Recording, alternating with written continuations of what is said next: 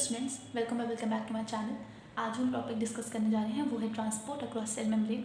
इससे पहले हम पार्ट 1, 2, 3 ऑलरेडी कवर कर चुके हैं। ये पार्ट 4 है इस सीरीज़ का और मैं आपको यही सजेस्ट करूँगी कि पहले आप वो पार्ट्स देख लीजिए। बहुत छोटे हैं, बहुत अच्छे से मैंने एक्सप्लेन किया है। अगर आपको वो समझ आ जाएगा तो एक रिदम मेंटेन रहेगी, एक सिंक में चीज़ें हो जाएगी। ठीक है, आते हैं हम इस टॉपिक पे, ट्रांसपोर्ट अक्रॉस सेल मेम्ब्रेन। मैंने सेल मेम्ब्रेन के बारे में आपको पहले ही बताया। जब भी किसी भी मॉलिक्यूल को सेल मेम्ब्रेन्स के पास जाना होता है, आगे जाना होता है, यानी कि सेल ऑर्गेनल्स के पास जाना होता है, तो उसे सेल मेम्ब्रेन को पास करना ही पड़ेगा।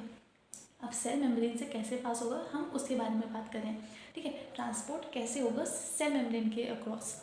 3 टाइप में डिवाइडेड है, फिल्ट्रेशन, पैसिव, स्पेशलाइज्ड। स्पेशलाइज्ड खुद में फैसिलिटेटेड, एक्टिव और पाइनोसाइटोसिस में डिवाइडेड है। आपको इसे रटने की ज़रूरत नहीं है, जब आप समझ जाएंगे ना आपको ऑटोमेटिकली नाम याद हो जाएंगे। ठीक है, फिल्ट्रेशन के बारे में आपने घर में आप चाय को सीव करते हैं, सीव के थ्रू छानते हैं जिसे हम बोलते हैं। अब वो करने में हमारी जो चाय होती है वो किसके थ्रू निकलती है। सीव अगर एक क्लॉथ होता तो उसमें भी पोर्स होते हैं, अगर नॉर्मल जो सीव होती है उसमें भी एक पोर्स होते हैं, तो उन पोर्स के थ्रू हमारे जो भी मॉलिक्यूल्स है, चाय है, वो पास हो जाती है। वही फिल्ट्रेशन होता है। क्या होता है, movement of molecules through aqueous pores. जो मेम्ब्रेन में पोर्स प्रेजेंट है, एक्वस पोर्स प्रेजेंट है, उनके थ्रू हमारा मूवमेंट होता है। इन्हीं एक्वस पोर को हम पैरासेलुलर स्पेसेस बोलते हैं। मैं डायग्राम के थ्रू समझाती हूँ, पेपर में याद रखिएगा डायग्राम जितना बना सकें, ये नहीं पॉइंटलेस डायग्राम, बट हाँ डायग्राम अगर बनाएंगे तो ज़्यादा अच्छा इम्पैक्ट पड़ेगा। ये डायग्राम है इसका, यहाँ पे हाई कंसनट्रेशन है, यहाँ लो है। हाई से लो की तरफ जाएगा तो जो सेल मेम्ब्रेन में पोर्स प्रेजेंट हैं, छेद प्रेजेंट हैं, जिनको हम एक्वस पोर या पैरासेलुलर स्पेस कहते हैं, उनके थ्रू हमारे जो मॉलिक्यूल्स हैं वो हाई से लो कंसनट्रेशन की तरफ मूव ऑन हो जाएंगे। ठीक है, अब आते हैं पैसिव डिफ्यूजन की तरफ। पैसिव डिफ्यूजन आप बच्चे से पढ़ते ही आ रहे हैं, movement of molecules from high to low concentration. इसमें क्या होता है, जो कंसनट्रेशन जहाँ ज़्यादा होती है वहाँ से कम की तरफ हमारा जो भी मॉलिक्यूल है वो जाता है। पहले डायग्राम समझते हैं। यहाँ पे हाई कंसनट्रेशन है, यहाँ पे लो है, तो जो भी मॉलिक्यूल्स का ट्रांसफ़र हाई से लो यानी कि कंसनट्रेशन ग्रेडियंट के अक्रॉस हो, मतलब जहाँ ज़्यादा हो वहाँ से कम की तरफ हो, उसको हम कहते हैं पैसिव डिफ्यूजन। वही एक्टिव में क्या होता है, लो से हाई की तरफ जाते हैं with the use of energy, but without energy जो हाई से लो की तरफ जाता है उसको हम कहते हैं पैसिव डिफ्यूजन। तो the molecule diffuse across the membrane in the direction of its concentration gradient, मतलब कि हाई से लो की तरफ जाते हैं। Here the membrane does not play any active role. जो मेम्ब्रेन है वो एक एक्टिव रोल नहीं प्ले करती है, सिंपली हो जाता है इसमें ट्रांसपोर्ट कंसनट्रेशन ग्रेडियंट के अलोंग। ठीक है, डायग्राम देख लीजिए अच्छे से। बात करते हैं स्पेशलाइज ट्रांसपोर्ट के बारे में, जिसके मैंने कहा था जिसके खुद में 3 टाइप्स हैं। This can be carrier transport और बाय पाइनोसाइटोसिस। ये कैरियर के थ्रू भी हो सकता है। कैरियर क्या है, जैसे अगर आपको अपने घर से कहीं दूर जाना है, कोई पार्क में जाना है, तो आप ऑटो कर सकते हैं, वो एक कैरियर की तरह काम होता है। आपको एक जगह से उठा रहा है और आपको एक जगह छोड़ रहा है, वो एक कैरियर है। ठीक है, वैसे ही स्पेशलाइज में हम या तो कैरियर के थ्रू जा सकते हैं, फिर पाइनोसाइटोसिस के थ्रू जा सकते हैं। कैरियर में क्या होता है, हमें पाइनोसाइटोसिस के बारे में नहीं पढ़ना है, सिर्फ कैरियर के बारे में पढ़ना है, क्योंकि कैरियर खुद में बहुत बड़ा है। All cell membrane express a host of transmembrane protein. हर सेल मेम्ब्रेन में प्रोटीन्स होते हैं, मैंने आपको स्ट्रक्चर में बताया है, जो एक कैरियर या ट्रांसपोर्टर की तरह काम करती हैं। आपको एक जगह से मॉलिक्यूल्स उठाएंगे और दूसरी तरफ छोड़ कर आएंगे। ठीक है, फॉर फिजिकली इंपॉर्टेंट आयंस किसके लिए ट्रांसपोर्ट करते हैं, किसको ट्रांसपोर्ट करते हैं, आयंस को, न्यूट्रिएंट्स को, मेटाबोलाइट्स को, ट्रांसमीटर को, etcetera across the membrane.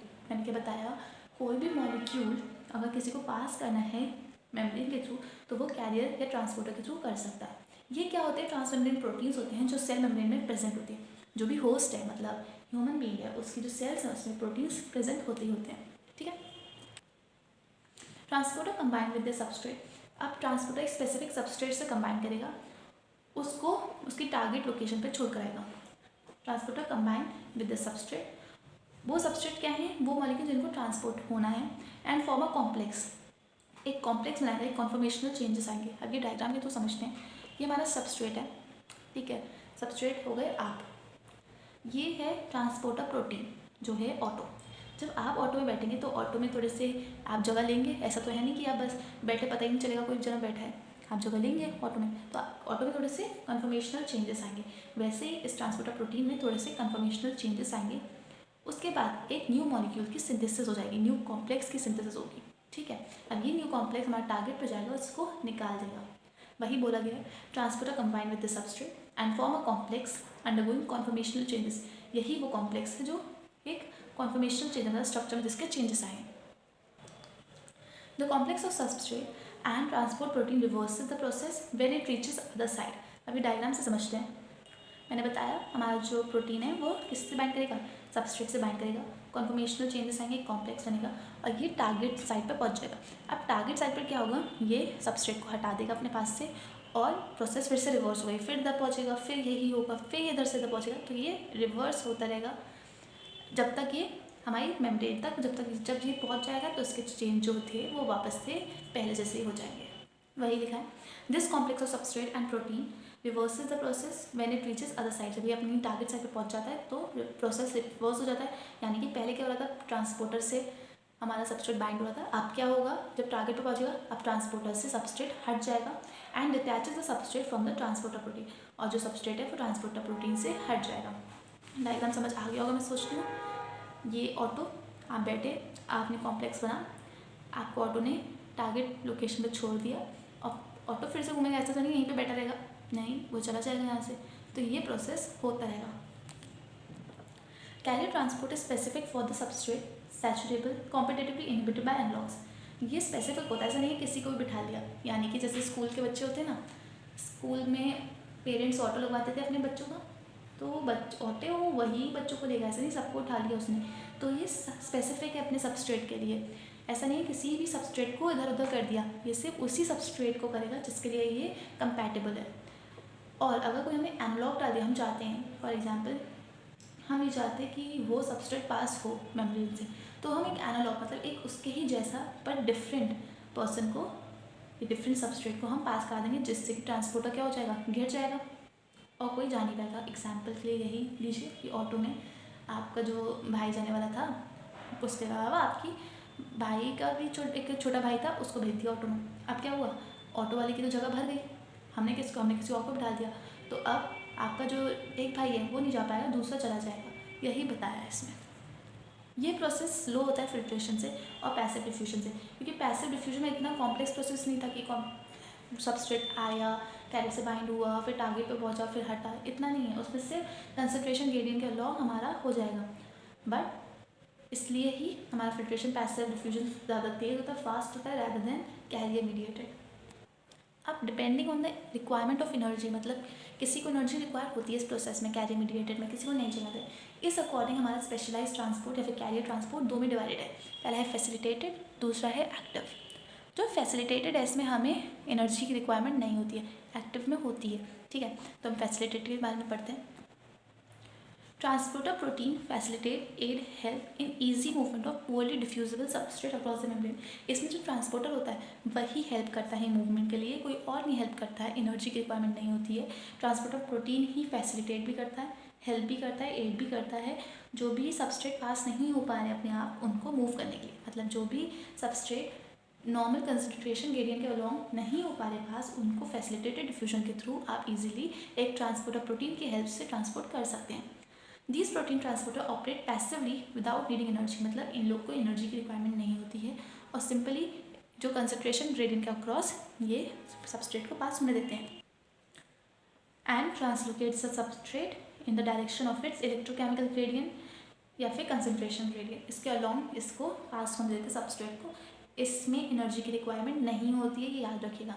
Example क्या है, entry of glucose into muscles and fat cells. जो ग्लूकोज की एंट्री होती है मसल सेल, फैट सेल में, उसको एनर्जी की रिक्वायरमेंट नहीं होती है और वो फैसिलिटेटेड डिफ्यूजन के एग्जाम्पल है। ठीक है, अब इसका एक डायग्राम देख लीजिए। यहाँ से ट्रांसपोर्टर SLC के मतलब क्या है, सॉल्यूट कैरियर। ठीक है, सॉल्यूट का कैरियर है ये। तो यहाँ पे हमारा जो भी कंपाउंड है, सबस्ट्रेट है, वो यहाँ से निकला और अपनी टारगेट पे जाके बाइंड हो गया।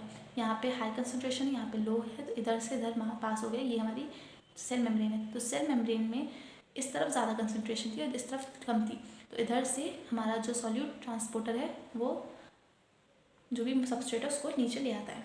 ठीक है, बात करते हैं एक्टिव ट्रांसपोर्ट में। इसमें लो टू हाई होता है पहली बात, दूसरी बात एनर्जी की रिक्वायरमेंट होती है। When molecules have to be transported against electrochemical gradient that is low to high, मतलब कम कंसंट्रेशन से हाई की तरफ जा रहा है और एनर्जी का यूटिलाइजेशन हो रहा है, उसको हम कहते हैं active transport. This results in selective accumulation of substrate on one side of the membrane. इससे क्या होता है, जहाँ पे सबस्ट्रेट का कंसंट्रेशन कम है वहाँ पे बहुत ज़्यादा हो जाता है एक्टिव ट्रांसपोर्ट के थ्रू। Active transport can be primary और secondary depending on the source of driving force. Active transport कितने टाइप हो सकता है, प्राइमरी भी हो सकता है, सेकेंडरी भी हो सकता है। किसके अकॉर्डिंग, हमारा जो एनर्जी प्रोवाइड कर रहा है फोर्स है उसके अकॉर्डिंग, मतलब कि जो भी एनर्जी प्रोवाइड कर रहा है उसके अकॉर्डिंग हमारा ट्रांसपोर्टर कितने टाइप का होता है, दो टाइप का, प्राइमरी सेकेंडरी। सेकेंडरी खुद में दो टाइप का होता है, सिम्पोर्ट, एंटीपोर्ट। कभी कभार डायरेक्टली सिर्फ एक्टिव ट्रांसपोर्ट के बारे में पूछ लिया जाता है, इसलिए थोड़ा सा एक्टिव ट्रांसपोर्ट को डिटेल में पढ़ेगा। Energy is obtain directly by the hydrolysis of ATP. Primary active transport में क्या होता है, जो भी कैरियर होता है उस पर एटीपी आके बाइंड होती है और एटीपी किस में कन्वर्ट हो जाती है, एडीपी में कन्वर्ट हो जाती है। ये देखिए, ये हमारा कैरियर है, एटीपी आई और किस में कन्वर्ट हो गई, एडीपी में। ठीक है, तो the transporter belongs to the family of ATP binding acid. इसको याद करना इतना इंपॉर्टेंट नहीं है, बट हाँ एबीसी कहते हैं, A for ATP, B for binding and C for acid. ये ट्रांसपोर्टर इस फैमिली को बिलोंग करता है, यानी कि जैसे आपने बायोलॉजी में पढ़ा होगा ना, फैमिली, फाइलम, क्लास, ऑर्डर, जीनम, उसको ये डिनोट करा, वैसे ही है कुछ, मतलब वो नहीं है, बट हाँ वैसे ही आप याद कर सकते हैं कि ये ट्रांसपोर्टर एक सुपर फैमिली को बिलोंग करता है जिसका नाम होता है एबीसी, एटीपी बाइंडिंग एसिड। ठीक है, हमारा जो सबस्ट्रेट है वो लो से हाई की तरफ जाएगा क्योंकि एक्टिव ट्रांसपोर्ट तो है। हमारा लो में जो भी कंपाउंड है उसको ट्रांसपोर्टर पकड़ेगा, एटीपी आके बाइंड होगी, वो किस में कन्वर्ट हो जाएगी, एडीपी में, और हाई कंसंट्रेशन की तरफ हमारा जो ट्रांसपोर्टर है वो उसे छोड़ आएगा। ठीक, इसे थोड़ा ध्यान से समझिएगा। सेकेंडरी एक्टिव ट्रांसपोर्ट में क्या होता है, हमारे दो सॉल्यूट का ट्रांसपोर्ट एक साथ होता है। अब तक हमने पढ़ा कि ट्रांसपोर्टर आता है, एक सबस्ट्रेट से बाइंड होता है और दूसरी जगह छोड़ आता है। यहाँ पे हम दो सबस्ट्रेट की बात कर रहे हैं, यानी कि ऑटो में दो बच्चे बैठे हुए हैं, तो फिर इसमें क्या है, this type of active transport is affected by another set of SLC transporter. यानी कि एक्टिव ट्रांसपोर्ट किस पे डिपेंड कर रहा है, एसएलसी ट्रांसपोर्टर, जो सॉल्यूट कैरियर ट्रांसपोर्टर है उस पर डिपेंड कर रहा है। कैसे, जैसे कि आप मानिए एक ऑटो में बच्चे जा रहे हैं दो, अब एक की तरफ से जो पैसे आ रहे हैं उससे ऑटो वाला, कभी कभी देखा होगा आपने, कुछ ऑटो वाले डबल ड्यूटी करते हैं, एक स्कूल के बच्चों को भी लेके जाते हैं, दो को भी, या फिर छोटे बच्चों के भी स्कूल को एक साथ लेके जा रहे हैं, बड़ों को भी। तो क्या करें, एक से जो सैलरी मिलती है उससे वो दूसरे से का खर्चा उठा रहे हैं, मतलब दूसरे बच्चों को छोड़ने के लिए वो पेट्रोल डीजल जो भी है वो सब ला रहे हैं। यही यहाँ पे बात हो रही है। The energy to pump one solute is drive from the downhill movement of another solute. मतलब जो एनर्जी हमें किससे मिल रही है, दूसरे सॉल्यूट के मूवमेंट से मिल रही है। डाउनहिल मैं भी समझाती हूँ आपको, थोड़ी देर रुकिए। तो जो एनर्जी हमें एक सॉल्यूट को पंप करने में कहाँ से मिलती है, दूसरे सॉल्यूट को पंप करने से। When the concentration gradient are such that both the solute move in same direction, जब दो सॉल्यूट एक ही डायरेक्शन में मूव कर रहे हैं तब एक साथ जा रहे हैं उसको कहते हैं सिम्पोर्ट या फिर को ट्रांसपोर्ट। और जब सॉल्यूट डिफरेंट पोजीशन में मतलब अपोजिट डायरेक्शन में जा रहे हैं उसको कहते हैं एंटीपोर्ट या फिर एक्सचेंज ट्रांसपोर्ट। डायग्राम के थ्रू समझते हैं, ये सिम्पोर्ट का है। ठीक है, यहाँ पे देखिए ये ट्राइंगल है, एक सॉल्यूट, और जो सर्कल है वो अनदर दूसरा सॉल्यूट है। ठीक है, ट्रांसपोर्टर आया, यहाँ से दो लोग बाइंड हो गए, एक ट्राइंगल और एक सर्कल बाइंड हो गया। ठीक है, ये दोनों सॉल्यूट ही है। अब जो एसएलसी ट्रांसपोर्टर है, सॉल्यूट कैरियर ट्रांसपोर्टर है, वो एक तरफ से दोनों को लेगा, दोनों को एक ही जगह दूसरी जगह छोड़ाएगा, मतलब दोनों एक ही डायरेक्शन में जा रहे हैं। इसी मूवमेंट को कहते हैं डाउनहिल, मतलब एक से दूसरी की तरफ जाना। ठीक है, ये हो गया डाउनहिल मूवमेंट। अब ये ध्यान दीजिएगा कि जो ट्राइंगल है ना वो यहाँ पे ज़्यादा कंसंट्रेशन है, यहाँ पे कम में है, और जो सर्कल है वो यहाँ पे कम है, यहाँ पे ज़्यादा है। तो कुछ ए हमारा हाई टू लो जा रहा है और बी हमारा लो टू हाई जा रहा है, ये होता है सिम्पोर्ट में। समझ आया, दोबारा समझाती हूँ। इसमें क्या होता है, जो हमारा कैरियर होता है वो एक तरफ से दो सॉल्यूट्स को लेके दूसरी तरफ जाता है। एक सॉल्यूट हमारा हाई से लो जाता है और दूसरा सॉल्यूट लो से हाई कंसंट्रेशन की तरफ जाता है, एक साथ जा रहे हैं। तो एनर्जी हमारा एक को ट्रांसपोर्ट करके, वो जो एनर्जी एक को ट्रांसपोर्ट करने के बाद मिलेगी वो हमें क्या करेगी, बूस्टअप करेगी कि हम फिर से जाएं और दोबारा मॉलिक्यूल्स को नीचे लेकर आएँ। यही होता है डाउनहिल मूवमेंट। एंटीपोर्ट में क्या होता है, देखिए यहाँ पे हमारे दोनों हाई कंसंट्रेशन है, यहाँ पे दोनों लो कंसंट्रेशन है। अब पहले क्या हुआ, ट्राइंगल बाइंड हुआ, ट्राइंगल को छोड़ कर आया, अब वापस आया, सर्कल को लिया, फिर सर्कल को छोड़ कर आया, यानी कि एक बाइंड हो रहा है।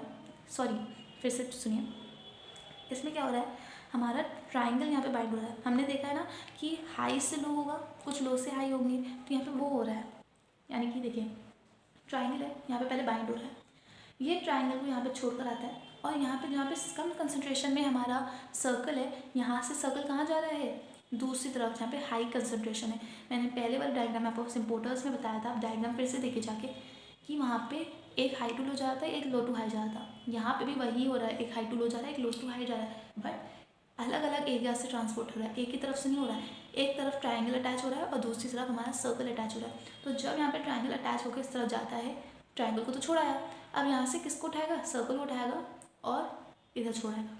आपने नाइट शिफ्ट वाले भी स्कूल देखे होंगे, डे शिफ्ट वाले भी स्कूल देखे होंगे। तो क्या हो रहा है, जैसे कोई ऑटो वाले भैया हैं, उन्होंने क्या करा, बच्चों को लाए स्कूल में, 2 बजे छुट्टी हुई, 2 बजे नहीं मानना, चलिए बच्चों की छुट्टी हुई 5 बजे, 5 बजे सबको छोड़ने गए, 6 बजे तक सबको छोड़ पाए, और फिर वहीं से दूसरे बच्चों को उठा लाए नाइट शिफ्ट के बच्चों को छोड़ने के लिए। वही हो रहा है, पहले आप एक को लेंगे, उनको छोड़ कर आएंगे, यहाँ से दूसरों को लेंगे, उनको छोड़ पाएंगे। तो ये प्रोसेस होता रहता है जब तक एक बैलेंस नहीं बन जाता है। इसको कहते हैं हम एंटीपोड। याद रखिएगा, एग्ज़ाम्स में डायग्राम जितने बनाएंगे उतना ही अच्छा रहेगा।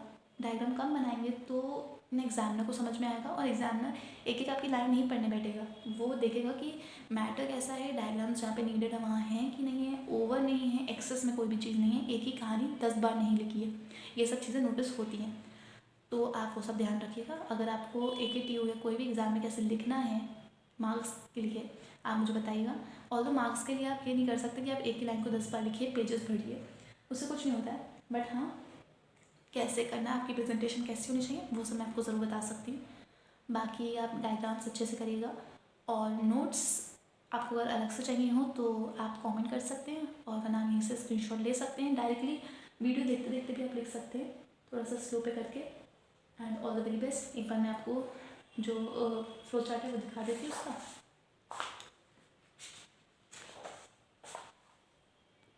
ठीक है, ये हो गया फ्लो चार्ट, अच्छे से पढ़िएगा। All the very best. Please like और सब्सक्राइब करिएगा और चैनल को सपोर्ट करिएगा, क्योंकि अभी मेरी भी बिगनिंग है।